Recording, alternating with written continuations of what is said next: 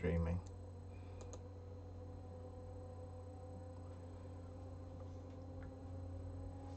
Hey guys, good evening. Welcome to hopefully the first of many True Technology Dissects, where I get a chance to go through a layout, the current layout, an upcoming layout, and giving my insight into what I think is applicable really. Before we get going on this, let's just give a quick, huge, by the way, shout out to gunsup.com, because without them this would not be possible. Even with my very, very limited knowledge on technology and moving around this screen, I mean, these guys kill it. It's absolutely fantastic that we can just push a button and cruise around this layout. So fingers crossed this all pans out as expected. If not, don't worry, we'll find a way to make it work. So look at that. With the magic of technology, can even zoom in and out and do things. Now, I completely expect myself to mess this up at some point. So when that happens, I'll find a way to get back to where I need to be. Okie dokes. So, Barcelona layout released 5 weeks ahead of the event, which initially gets a lot of people's backs up in the sense of, I think they feel it takes some of the magic out of it, some of the anticipation out of proceedings, and you don't have the luxury or you don't have the mystique of turning up at the event like you used to in years gone by, having to walk the layouts and not really knowing what was going to happen. This allows teams to practice, this allows players to become more prepared, and it certainly, it adds a level of preparation into proceedings. Now, I'm growing more accustomed to the fact that it's good for the layouts to come out early. The purist in me likes the fact that, or rather the purist in me hates the fact that it comes out early, because it takes away from the ability to freestyle and be creative on the field, because everything is rehearsed. Now, the coach in me likes the fact that it gives players a longer period of time in which to digest the layout, how they want to play the layout, and really what they can do on this layout. Oh, we even got some comments. Good evening, Mr. Webb. Good evening, Jonathan. Afternoon from NorCal. Love it. Evening in dark England. So it's one of those things where it's actually, from a coaching perspective, it's beneficial. It gives people more time to get on the layout. It gives players more time to digest what happens, good and bad, and hopefully correct those mistakes going forward. So I like this layout. I like this layout a lot. It looks a ton of fun. It looks very, very fluid in the sense that there's plenty of movement available. And I think my gut feeling is that players are going to really enjoy it, which I love. Start at the beginning. Start at this nifty little start gate. Right, in fact, let's pan through some of these angles and see what we've got. Jonathan, straight in with the bounce shot. See, here's my take on bounce shots. Regardless of the layout that you're looking at, I think bounce shots are like Dumbo's magic feather to some players, in that, let's say you train really hard, practice really hard on the layout, and you work out a killer bounce shot. There's nothing to say that the way the layout will be set up, the inflation of the bunkers, the type of paint that you're shooting, at the actual event that it's going to pan out exactly the same as in practice. Personally, I detest bounce shots. I don't think they work, and I think that, you know, there's a much better use of resources in order to get kills. And I'd rather people just went out there and played and bunkered a guy than actually ever tried to bounce shot him. So the view you got of the field at the minute is predominantly snake side. I love that there is an outer snake and an inner snake. I love that the snake corners, in fact, can I even pan this? Snake corners just had a picture at the minute, but they are inside the line of the outer snake, almost on a line with that that little temple that's by the inner snake. Let's pan through some more angles. You can probably see it a little bit better. Oops, that would be the wrong key. Let's see if this works out. This is where technology gets me. Okay, let's see if I'm back in the game. There we go. So there you can see the corner. See, the snake side corner is just on the inside, so even by breaking to the corner, you can't control the wire, which I love because it incentivizes forward progression. This is as much a learning curve for me as it is for you guys. Me with technology, and hopefully you guys in terms of insight into this field. Tommy, I love that you are up for going to that 50 snake.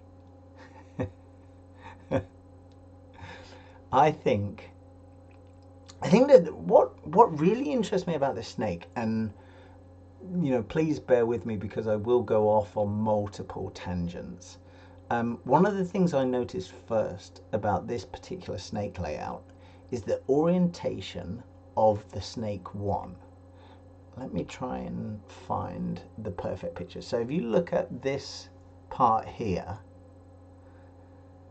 see how the little cake on is the snake one at either end joins the beam with the tip.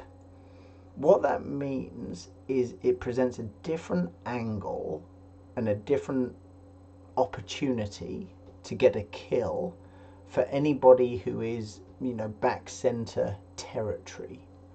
So imagine that snake one cake was traditional in that a side of it rather than an apex, a point of it joined onto the beam.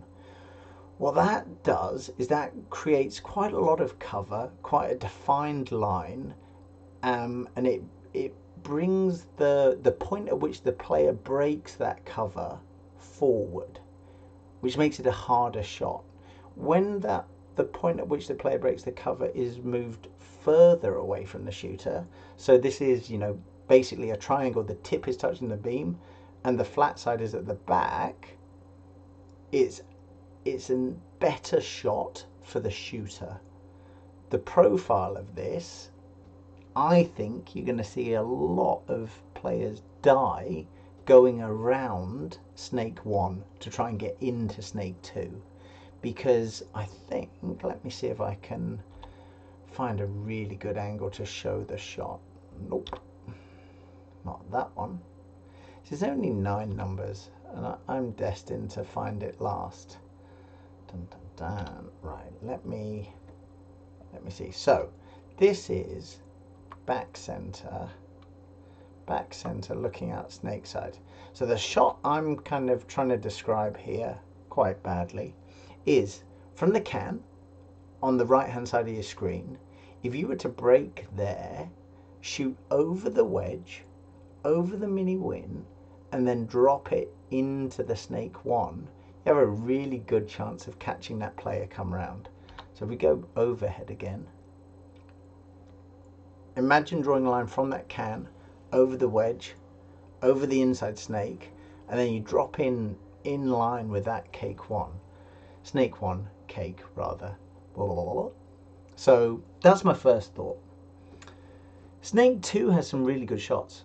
Snake 2 can do some work on the outside, and the wedges you know, towards the 50, keep you protected really well. What I like though, what I really like, is this inside snake, because I think we're going to see a lot of outside to in movement. I think we'll also see some inside to out.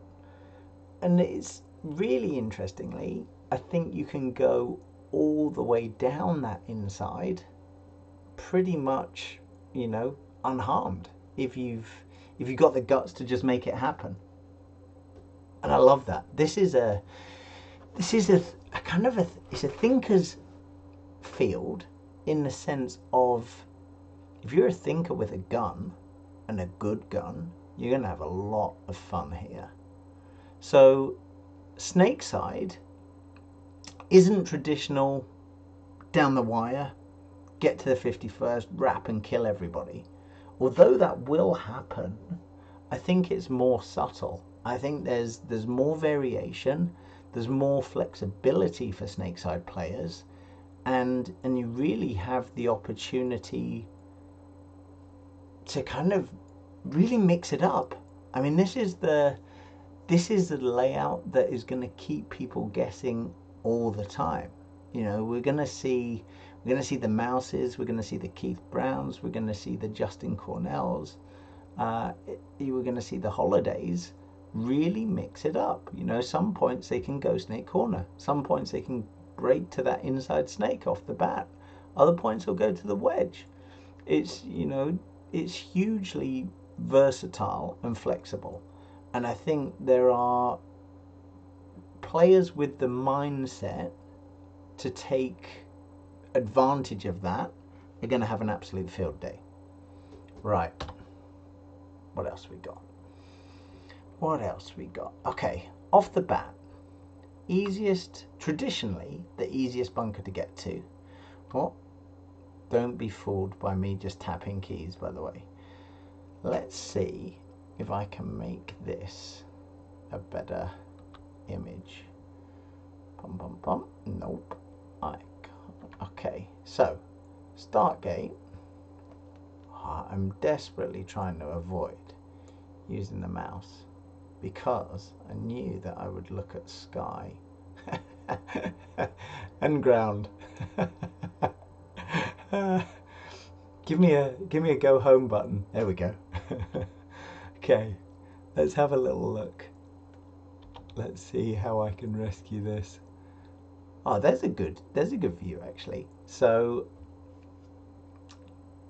end to end, start gate to start gate, you've got the two tall towers. First tower, snake side, gives you the luxury of shooting over those central bricks and really dropping paint in on your opponents.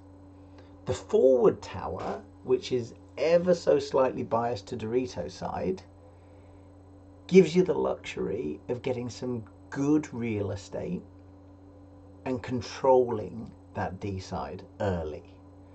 Now, it's not absolute control in the sense that players can still make it through lanes, but if you're disciplined, you can cut them off at D2, which is huge, because D4 is a license to kill. So I see a lot of opportunities here. I see that a smart team could utilize those central towers to control and confine their opponents.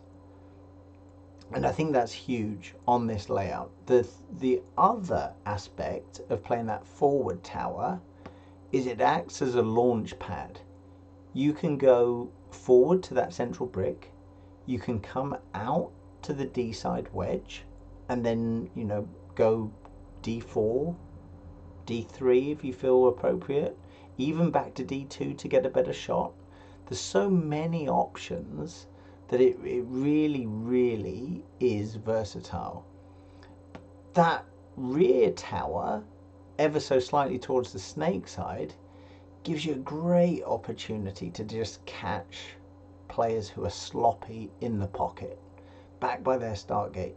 And one of the big things here when you're looking at a layout, trying to read a layout, trying to gauge a layout and how it's going to flow, is actually the fact that just because somebody says you can take this shot, you still have to add a level of appropriateness, in the sense of a pro can put a certain number of balls down the gut with a certain level of accuracy. A typical pro, a typical semi-pro player would do that to a lesser extent. A typical divisional player, if there is such a thing, will do that to a wider variety of extents. And this is very much a case of you have to be realistic, you have to be honest, and you have to be disciplined. In the sense of, be realistic with the goal that you set yourself, the task you set yourself to do. Sure, we all want to get that kill off the break, but if there's a better shot that you can do for longer, that's in a different area that's more appropriate, then there's a high chance that that is the better option. In the same vein, you've got to gauge how appropriate these shots are at that time, because there's a shot you can take in the prelims that might not be the same shot that you would take in the finals, for argument's sake. And it really is these levels of appropriateness and how you play and the way you're going to play that dictate what you can glean from any practice session. There's nothing wrong with taking a shot and it not working in practice. It's criminal to, have a false sense of security and dismiss that shot if you didn't do your job well enough. So in its simplest form, this back center tower to the pocket shot, did you spin and shoot fast enough? Were you accurate enough?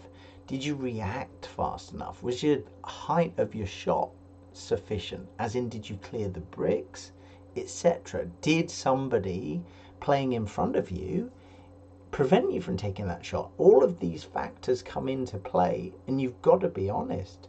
You've got to be honest, but you've also got to, integrate everything and try and give yourself the opportunity to process that information. Now, going back to an early original statement in this ramble,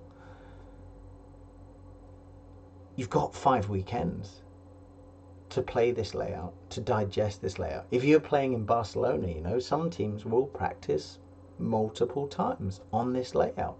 The layout will be, they may even practice at multiple venues on multiple different surfaces. It will play differently every single time, because there'll always be subtleties and nuances in how the layout has been set out.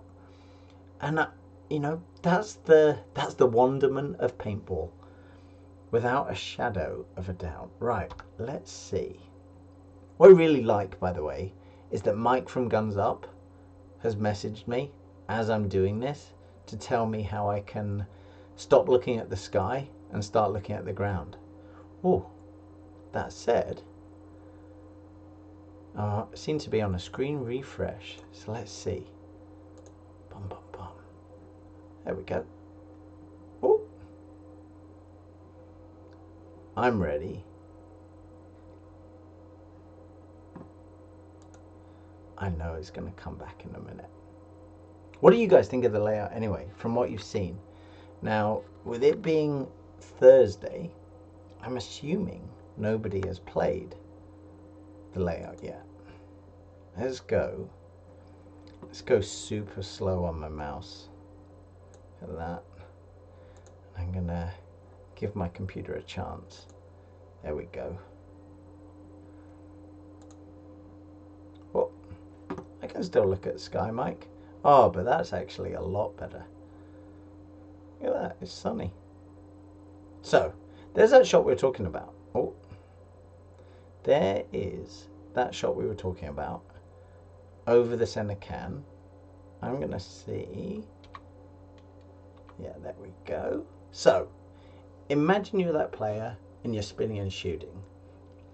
You're likely to catch a flash of movement over that central brick towards your mirror and potentially past your mirror. This is where it comes down to discipline. And, you know, can you ignore those flashes of temptation of movement?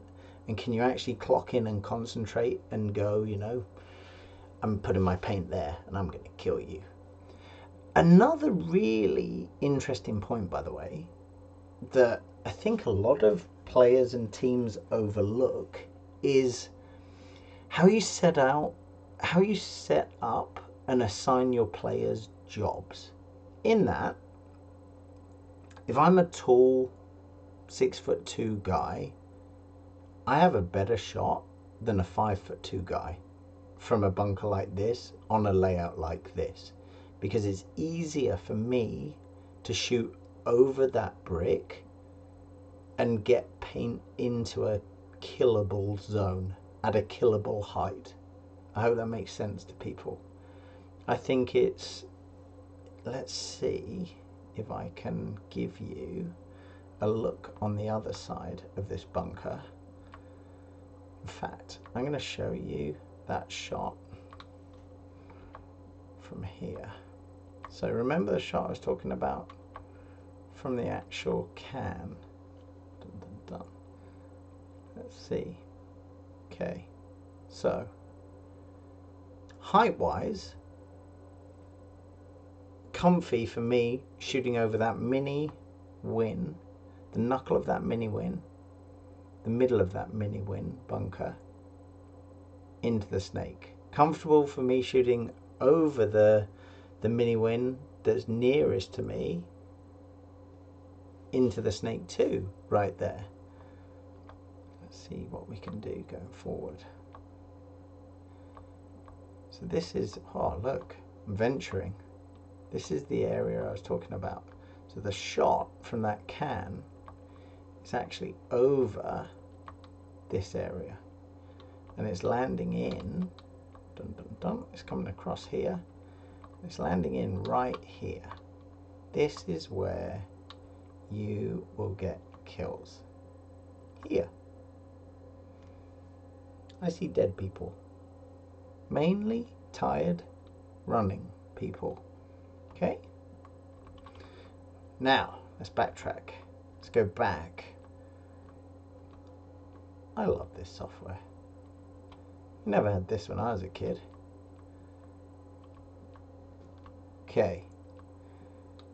Hello, Mr. Snake Corner. Snake Corner off the break, I believe, is completely doable. Snake Corner when you're in it, though, as you can see, you're not controlling.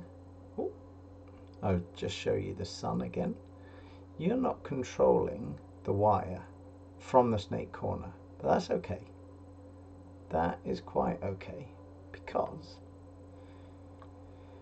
you got really good shots to your mirror. You can control that inside snake. You can influence the outside snake. And what I mean by that is if you put smart, accurate paint over the top of that snake 50, you can influence what happens at their snake 2 and their snake 1. Now, granted, if they're smart and they take a chance, they can move up to the 50 and even get past the 50 on you and wrap. And that's not a good spot to be in. But if we go back to this view, nope. Go back to this view, look at your options to get out of that snake corner. It's not a case of, you know, you're trapped in there. Even if they're in the snake, you can move up to that forward temple.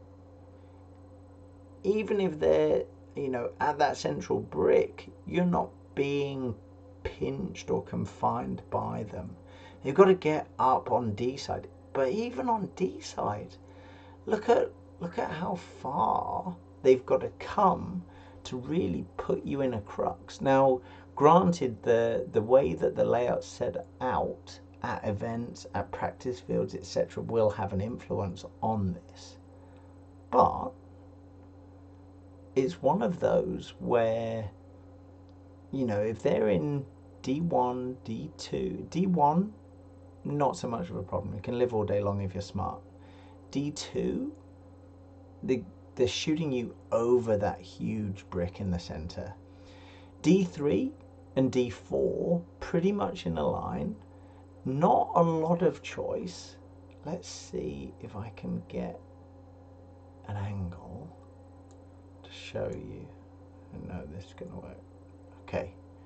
I'm actually quite pleased I didn't mess it up then. So it's a really fine line to see if you can get a shot past that can on the inside to D3 and D4. Certainly there's an opportunity to get the inside of D4. On the outside though, it looks to me as though the can blocks it completely. D50, still not really putting you under much pressure. It's when they move past D50 into your D4 and then come into your brick, that's when things get bad, real bad. But snake corner can do a job. Let me see if I can go back to, whoa, oh no. Google Chrome help, look at that. Let's go back there. So, back to snake corner. You gotta love a live stream, haven't you? Gotta love a live stream. Right. Snake corner's got options. Where I think we're gonna see some really creative play from a snake corner player is when they start to appreciate this dead zone behind the bunker. But it's almost like a diagonal dead zone. I want it to be a kind of behind and out, and it's this area. See where the shadow is cast on that bunker? It's that area. It's that area behind the bunker that I want to see some experimentation. I think that the sneaky ones, the Tavareses, the TJ Danas, you know, the Justin Rabakoffs, they'll be the ones who play that little grey area, that little shadowed area, and get the shots on that tall tower inside, over the temple on the tall tower snake side, the wedge snake side, blind shoot the can snake side. There's so much potential, and it really comes into its own if you eliminate your mirror and if there's no real threat in the snake. If they break to snake 1, that's, you know, you can still live, you can still be effective. It's really when they get up to that 50 that you've got to be super mindful. But the way players react now and the skill set of players now, there's so much freedom. What I also like, by the way, is, let's see if I can get you a really good shot of this. Okay. Okay. Let's go down. See that little corridor in between the bricks? That to me, so in between the wedge on the snake side, the brick on the 45 and their brick, that corridor there, all the way to D1.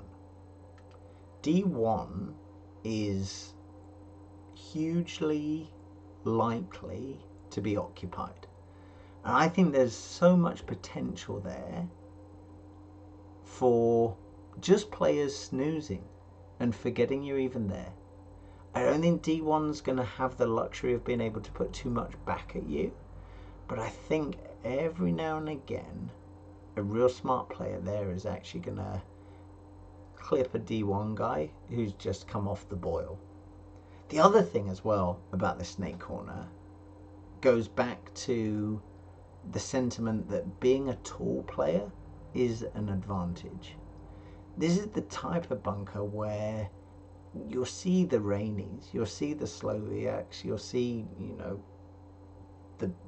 the modern day Baineses, sorry, horrible example, you'll see them look over the top. You'll see them looking for opportunities. You'll see them hunting just for, not just for kills, is as much for the awareness that their opponents aren't paying attention, allows them to make that move, allows them to catapult forward and take advantage. I like Snakeside, by the way. I think it's pretty damn healthy. I think we're going to see a lot of players break into this snake. I think we're going to see a lot of players go to the outside, then jump to the inside, do all the damage on the inside, and then maybe backtrack to the 50 and come all the way down the outside to close things out. But I think that's good. I really like that. Right, let's see. Okay, D side corner. In fact, I need to take you over to D side. If you guys, by the way, haven't signed up to Guns Up, seriously do it. It is, without a shadow of a doubt, one of the most beneficial apps that I've ever used for paintball. So D side, we talked a bit, let's go central D side first. We talked a bit about this tower, this front tower. Now if we look at this, can we get in there? Bum, bum, bum. Yep. Okay. So you see the shot there, past that, the pin nearest to the brick. Pin nearest to the brick is almost in line, as we look at it, with that temple on the back line. If you want to keep people penned into that pocket, that's a pretty neat way to do it. You lose sight of D1, you can just see the tip over the top of their wedge by that big Guns Up truck. So you're not really effective on containing D1 at all. You're not at all. You might think you are, but you're not. You can see all of D2. You can see all of D4. And D3 is kind of blinded by D4. What I like is that this gives you the opportunity to confine them. It gives you the opportunity to confine, but it's going to be heavily reliant on ability and reactions as to how successful you are getting kills. What you got to try and do, in my opinion, is keep the guys out of here who just like to shoot. You've got to have a smart player in here so that they can literally see. It always appeals to me when you can see both sides of a bunker. So look at that. I'm looking at that D2 now. See if I can get a slightly better angle. There we go. Ooh. Almost like I'm start shooting. There we go. That's a little bit better. So from the edge of this bunker, got a pretty, oops, my bad. So that's D4 and D3. That's D2. From behind this bunker, you can see both sides of D2. That to me screams control me, because if you don't control D2 from there, they're going to give you a bruise. And nobody likes a bruise. So I don't think you can stop them getting into D2 from there. You can certainly make it difficult for them to leave D2. Now the flip side of this, and the danger, is they can shoot you from either side. So you have to my mind, always account for worst case scenario. If there's an opportunity for them to put you in and go, they're going to take it. When they've put you in and gone, you don't know if they're D3 or D4 or, you know, D50, etc. So, or even your D4. Once they get past that, I mean, even past that D3 width-wise, you can see it's you actually lose them. You know, so they could go, I'm going to try and just get you better. So when they come out of this side, look, yeah. When they come out of this tape side D3, if they go low, well, they don't even have to go super low. They can get into this 50. Then they can they could moonwalk into your D4, and then they could come all the way up into this wedge and try and shoot you. How rude. How rude. What I really like, by the way, is that this is a layout where you don't have a cat in hell's chance of controlling everything. So that makes it great to spectate. It makes it fantastic to play because there's freedom, and all of a sudden the biggest challenge is actually accountability. You've got to roll the dice in the sense of take your best guess at what they're going to do, and or you got to take your best shot at trying to achieve what you want to do. And I think both of those kind of allow creativity, without a doubt. Without a doubt. Right, let's see what else we got. What other angles have we got here? Okay, so that's a D side. Look, we talked a little bit about D side. What I like about D side, by the way, again, I think the corner's pretty attainable. I think D1 is a bit of a comfort blanket. I don't know. In fact, let me go. We didn't finish, did we? We didn't finish on here. So let's get back to this. That was that forward tower.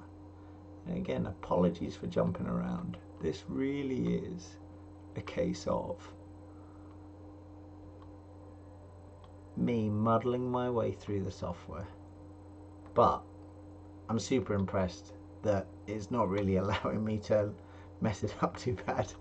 Okay, so D side temple on the back line. Even I can make it there. This old slow has been. Look at your shots. Look at that great lane. Look at that lane of death, though. This is one of those, don't mess about, get in, stay alive, do your job. Once you're in, what can you do? So, oops.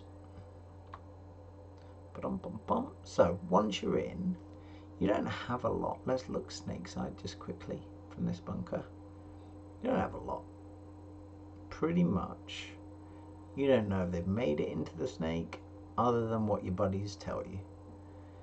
If they have made it in the snake, you gotta hope that they're not super fast at getting up to D2. So if we look, let's jump on this one.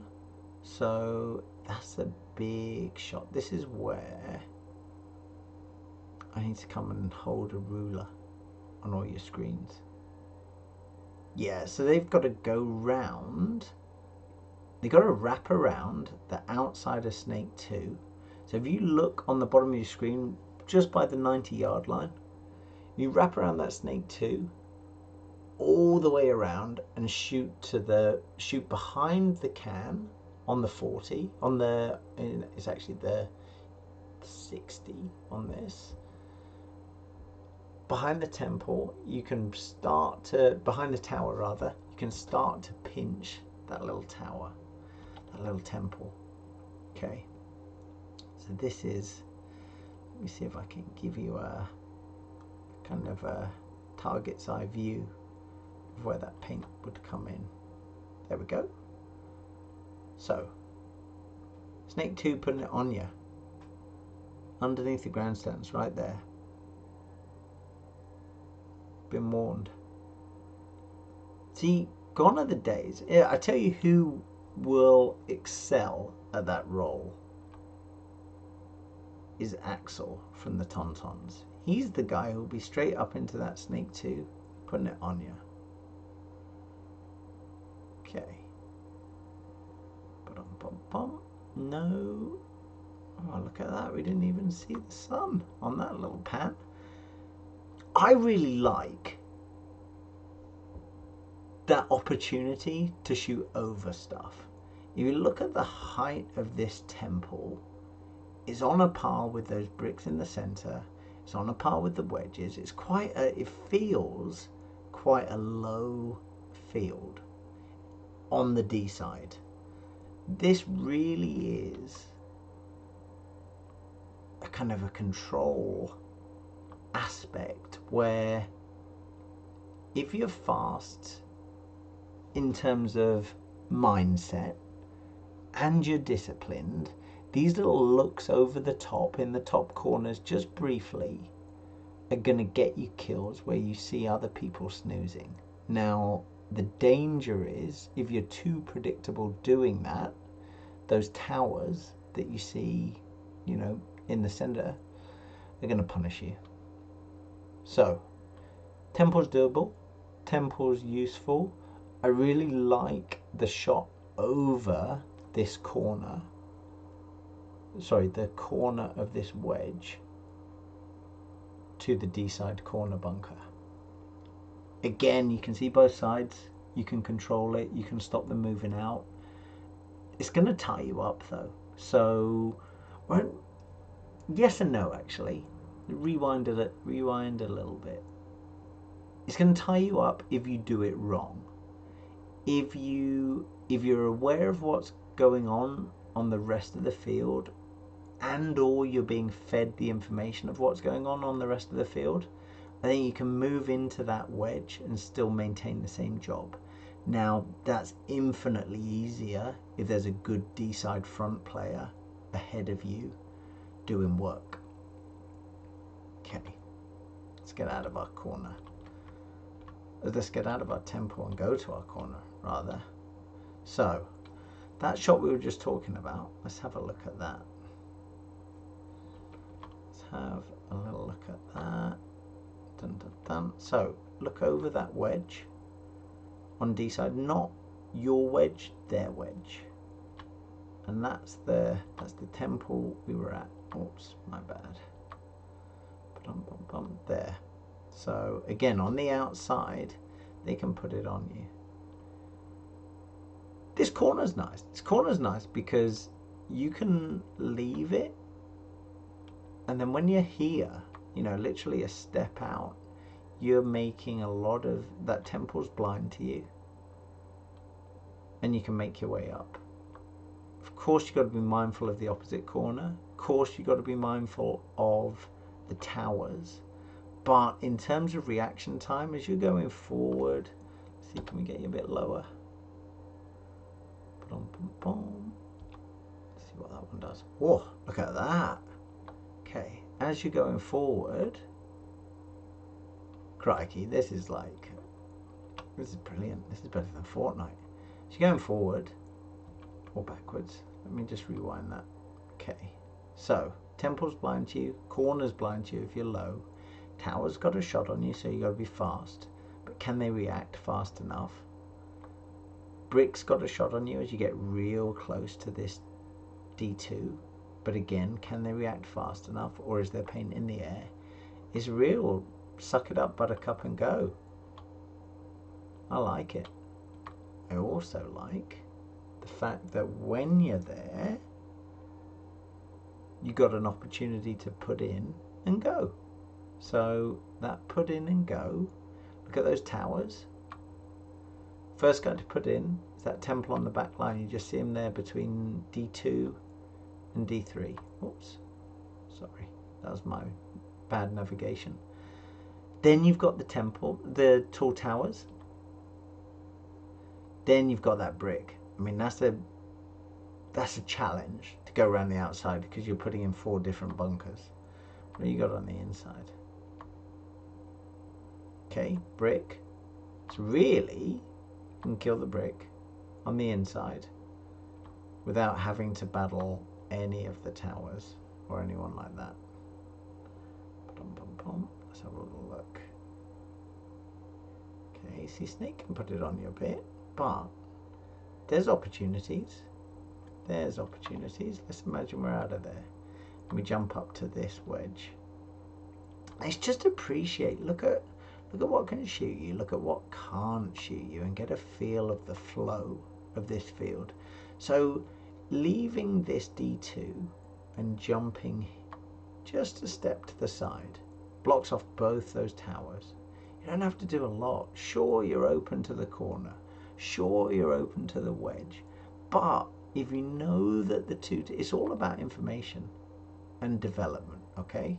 If you know the two towers are in and look on your side and you can get out of here by putting them in,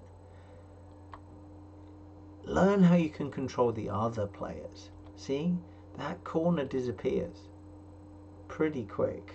Towers in, corners in.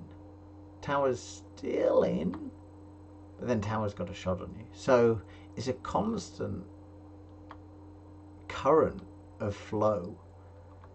And then when you're up here, look at your shots. Look at your shots through the center. I mean, this is a playground. This is going to be great. It's going to be absolutely great. Okay. This brick, I think this brick is going to play, or be played, significantly more than most would have encountered on previous layouts. I like the fact that it's attainable. I like that there's something for everyone.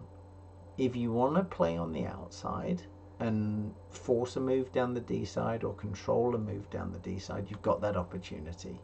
So you can see the corner, you can see inside. If we move further into the brick, can we see? Let's have a look. Yeah, okay. So yeah, you got shots. You got D4. You can see the inside of D3, obscured a little bit by your D4. I think really this D side is all about low. Those players who can really keep it low and go are going to have such a huge advantage. And it's, you know, again, it's just the awareness of what you're moving up into. And it's rarely what's in front of you. It's the opportunities that are to the side. There's going to be a lot of to and fro's on this field. There's going to be a lot of opportunities to move past them. You know, players will get to the D side 50. And then all of these guys, you know, the bricks, that temple, they'll all be transfixed on the snake, because we all fall victim of getting drawn into these gunfights, etc., etc. So, you know, huge opportunities here to move past players, get those shots in the back. This is like, I don't know, there's like 4 little mini walls in that. I think it's quite easy for players to get drawn into little instances of tunnel vision. I really like the flow of this layout. When we kind of, you know, and at no point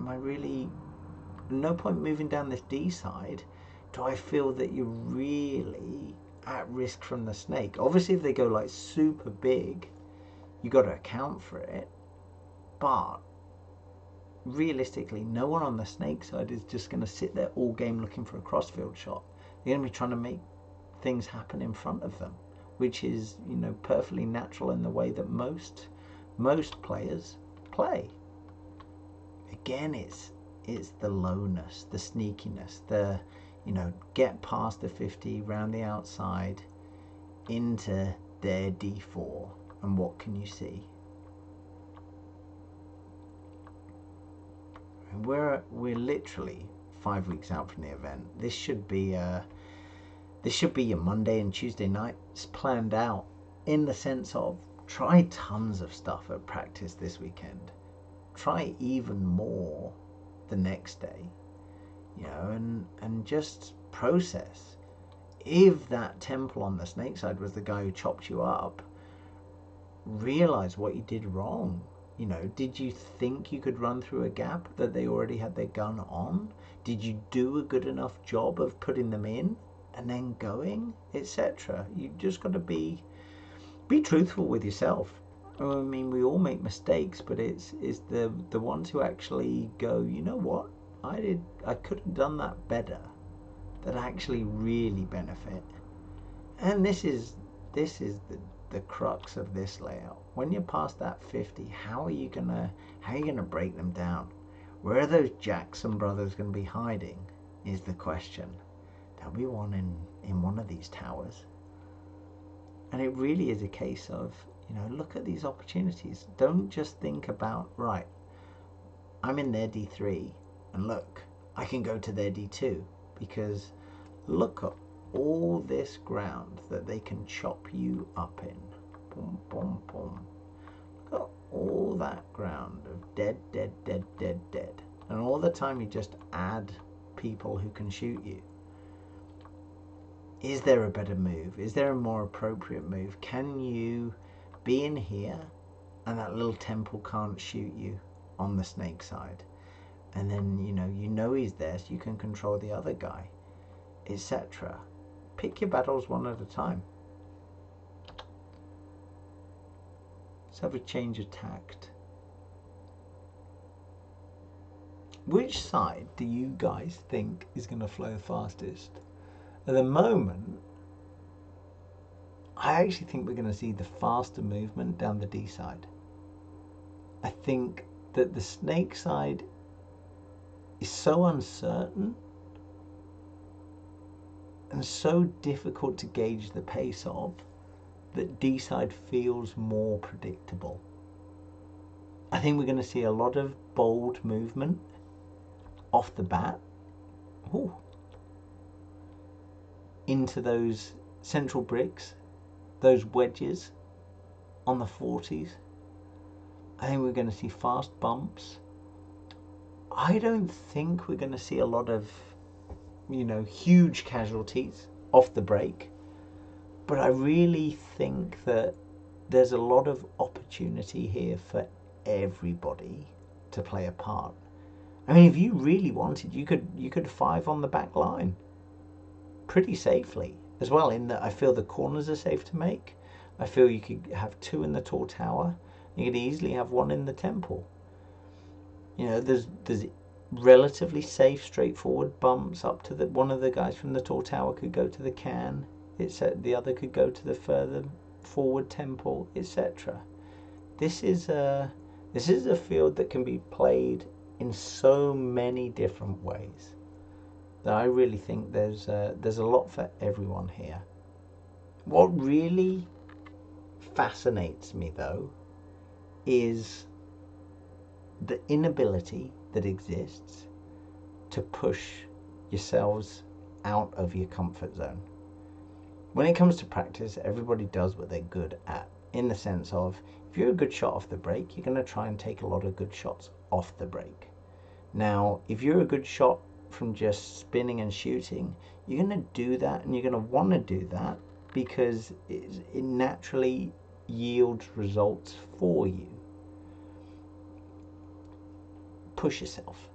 Can you do that running and shooting? Can you get the same kill? Can you open up a different opportunity? You have the luxury of time.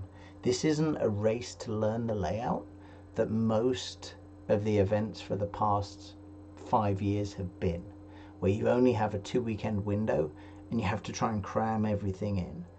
This is actually an opportunity, and even if you're not playing, even if your team isn't practicing, if there is a field near you that has this layout up and you can go and watch, there's a webcast you can watch, there's people you can talk to, there's other videos on YouTube, whatever. It's all information that you're feeding into your paintball brain and slowly digesting. Give yourself, a checklist. This is what I most want to achieve at practice today. Or this is what I want to achieve this morning. This is what I want to achieve this afternoon, and actually build off that.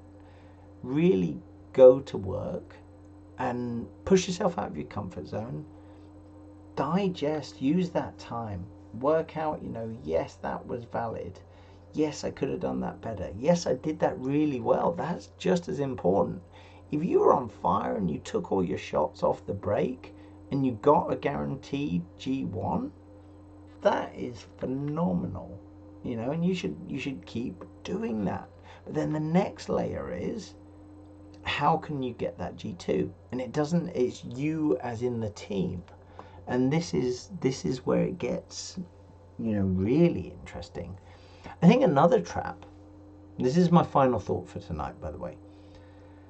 All too often, I see 5 players do 5 different jobs with 5 very mixed results. I would rather have 5 players do the same job and instantly guarantee that it's a 5-on-4. And then 5 players do the same job and guarantee it's a 5-on-3, etc., etc., etc. I think too much is left to chance, and too many players have unrealistic assessments of their ability. And this isn't a slur against anyone. This is just there's too many uncontrollable factors for consistency if you're each trying to do a separate job. So, you know, you might break paint. The paint, your barrel size might be wrong, your loader might be turned off, whatever. Ref might be stood in the way, whatever it is. They might break early, you might break late, whatever it is. Compounds to cause you to be ineffective in that role. Imagine you'd set up so that, you know, 2, 3, 4, 5 of you were shooting to kill the snake, all at different angles, all in different lanes, but ultimately all combining to do that job, and they never broke to the snake. Now, if you're the snake player on your team, all of a sudden you're playing unopposed, and that must be one of the most liberating feelings in the world in terms of playing paintball.